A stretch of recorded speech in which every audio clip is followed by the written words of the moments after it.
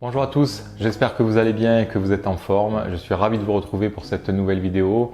Aujourd'hui, je vais vous parler de la qualité des messages que nous délivrent nos émotions au quotidien.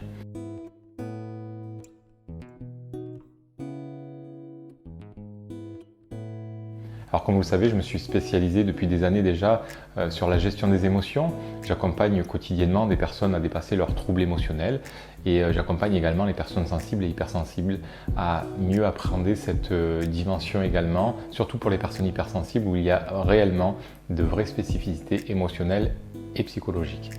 Alors pour revenir donc à cette qualité d'information que nous délivrent nos émotions, il faut bien comprendre, comme je vous l'avais déjà expliqué peut-être lors de précédentes vidéos, mais que les émotions ont vraiment un rôle. Elles jouent un rôle dans notre vie, même si nous ne les comprenons pas forcément toujours très bien, mais elles ont vraiment cette possibilité, si on les écoute en tout cas, de nous délivrer des messages qui vont être vraiment très importants et très qualitatifs. Alors le problème, c'est que c'est un peu comme pour une langue étrangère. On ne prend pas forcément le temps d'étudier cette langue. Les émotions ont un langage particulier, c'est vrai, mais pour moi, c'est capital, surtout que nous en vivons toutes et tous, là, tous les jours, quotidiennement, pour finalement ne pas prendre le temps d'un petit peu mieux les comprendre. J'ai envie de dire, en France, on le sait, nous ne sommes pas très bons pour les langues étrangères.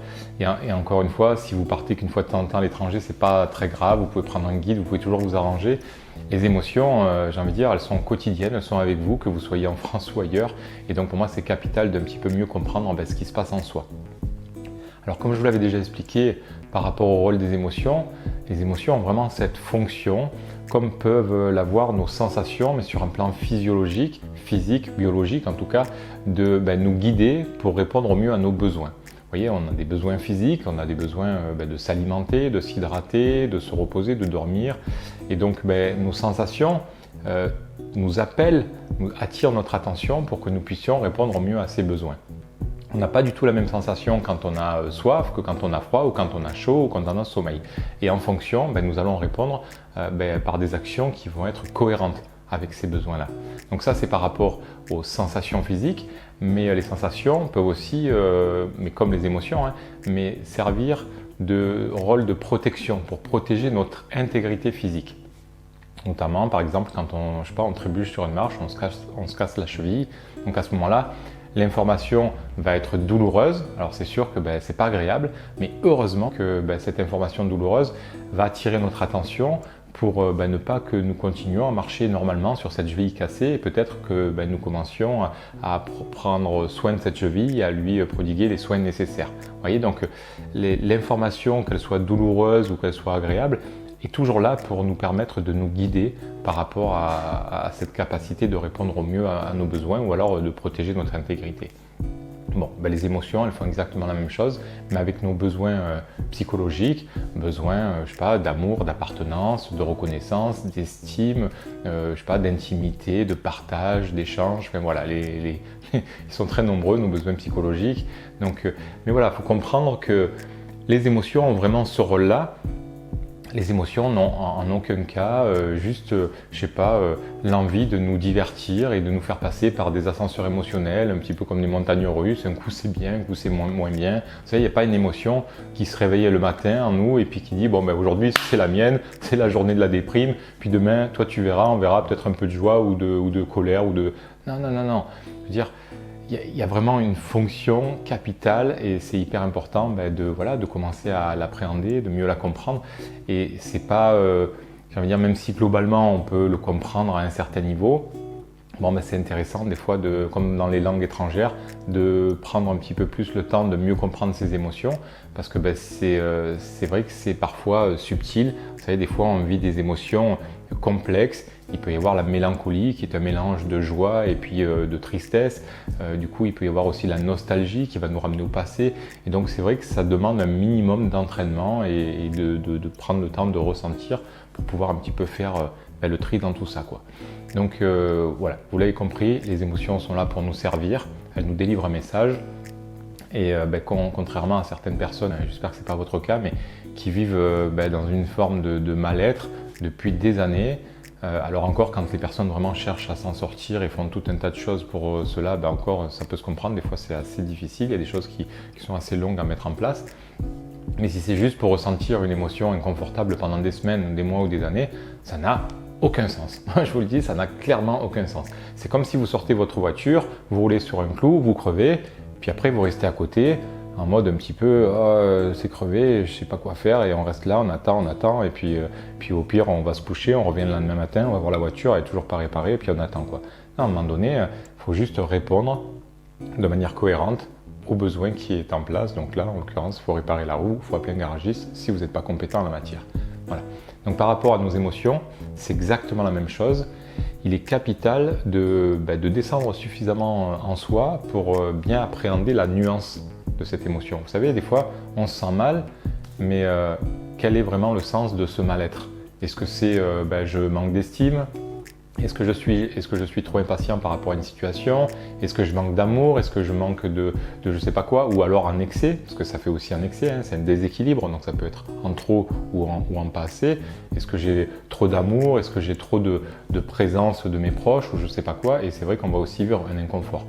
Mais pour ça, il est capital que la personne puisse descendre finalement dans ses ressentis, y passer suffisamment de temps pour voir clairement de quoi il s'agit. Sinon, je veux dire, c'est compliqué de poser des actions cohérentes pour répondre au mieux à ses besoins. Donc, il peut y avoir effectivement une action à mener un petit peu vers l'extérieur, mais il y a parfois également des émotions qui attirent notre attention, pas forcément pour nous pousser à l'action, pour aller vers les autres, vers l'extérieur, mais peut-être pour améliorer notre rapport à nous-mêmes. Je vais prendre un exemple. Les personnes qui souffrent de la blessure d'abandon, quand elles sont seules, surtout quand c'est pas choisi, parce que parfois il y en a qui choisissent dans des moments un petit peu, quand elles le souhaitent, de s'isoler pour se ressourcer, pour se sentir bien. Donc là, en principe, elles le vivent bien. Mais quand finalement la vie leur impose un petit peu d'être seules, souvent c'est des personnes qui vont mal le vivre et elles vont ressentir une sensation, une émotion de tristesse, de déprime, etc. Et là on pourrait vite se dire oui, il faut que je rencontre quelqu'un, il faut que je trouve quelqu'un pour partager, pour recevoir de l'amour, etc. Alors je ne dis pas que c'est pas une bonne chose à faire, hein, mais parfois on ne va pas forcément trouver la bonne personne qui pourrait nous donner la qualité d'amour à laquelle on aspire. Et là l'émotion nous inviterait plutôt peut-être à nous accompagner nous-mêmes de manière différente, de manière à peut-être être plus présent à soi-même. Vous savez, des fois, on se sent vibrer simplement quand on est en présence d'autrui.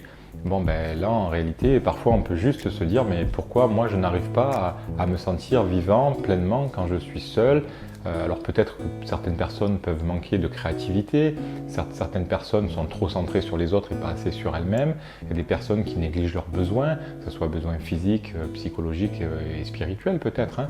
Mais peut-être que c'est juste ce message que délivre l'émotion à ce moment-là. La tristesse ne nous appelle pas juste à dire tu vas passer un sale moment, quoi.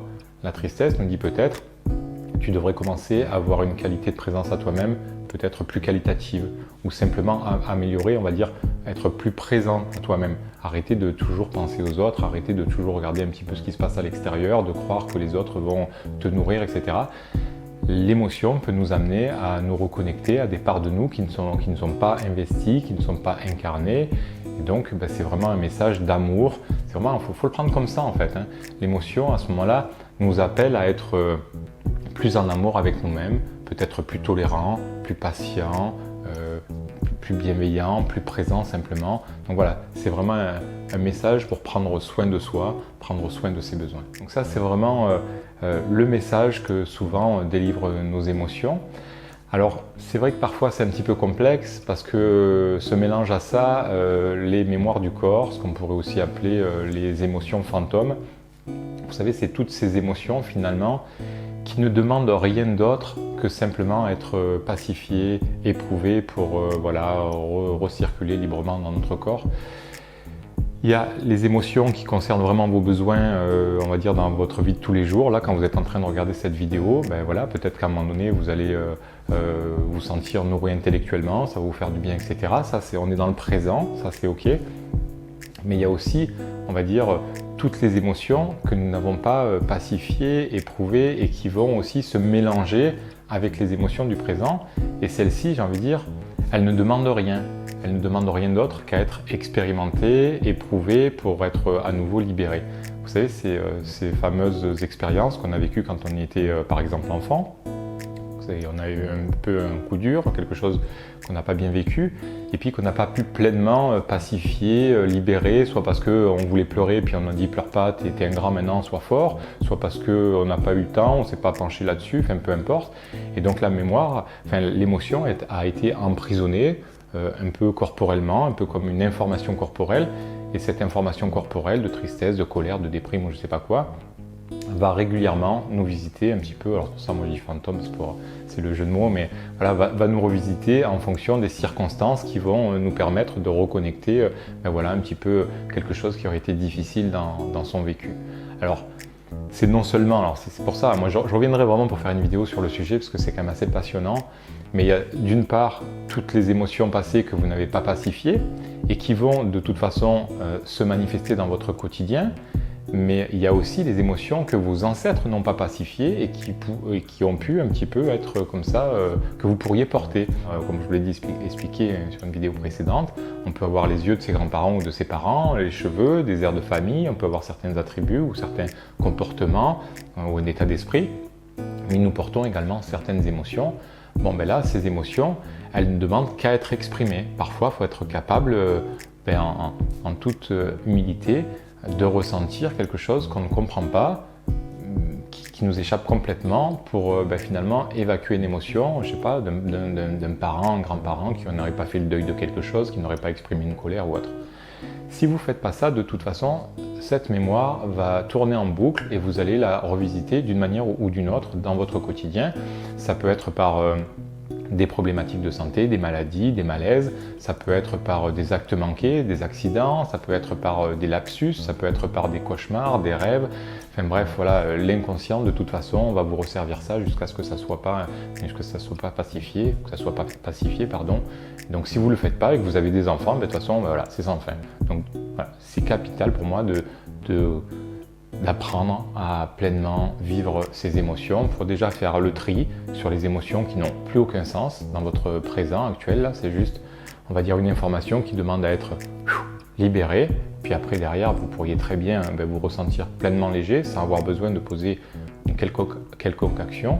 Ou alors, vos émotions vous attirent ou attirent votre attention à plus d'estime, plus d'amour-propre, plus de présence, ou à peut-être opter pour des stratégies différentes pour combler au mieux vos besoins psychologiques.